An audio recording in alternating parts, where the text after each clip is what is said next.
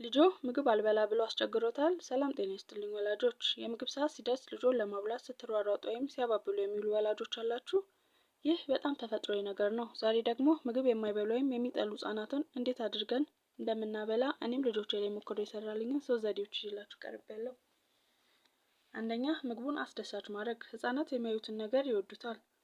ምግቡን በተለያየ ቀለማትና ቅርጽ መስራት። ለምሳሌ ካሮትን በኮከብ ቅርጽ፣ ስጋን በኳስ ቅርጽ፣ ሌሎቹንም ልጆቹ በሚወዱት ቅርጽ እያስያዙ ይስጧቸው። ምግቡን እንደ ጨዋታ ያዩታል። ሁለተኛ፣ በጣም አያስገድዷቸው። ልጆን እንዲበላ ማስገደድ ወይም መጮህ ይበልጥ እንዲጠላ ያደርገዋል። ተረጋግተው ምግብ ያቅርቡ። ካልፈለገ ደግሞ ያስቀምጡት። በሌላ ሰዓት ሲርበው በራሱ ይጠይቃል። የሚጮሁበት ወይም የሚቆጡ ከሆነ የምግብ ሰዓቱን የበለጠ እንዲጠላ ወይም እንዲፈራው ነው የሚያደርጉት። ሶስተኛ፣ ከእርስዎ ጋር ያሳትፉት። ምግብ ሲያዘጋጁ ልጆን አጠገቡ ያኖሩት። አትክልት እንዲያጥብ ወይም እንዲያደባልቅ ይተውለት። ራሱ ያዘጋጀው ምግብ የመቅመስ ፍላጎቱ ከፍ ይላል።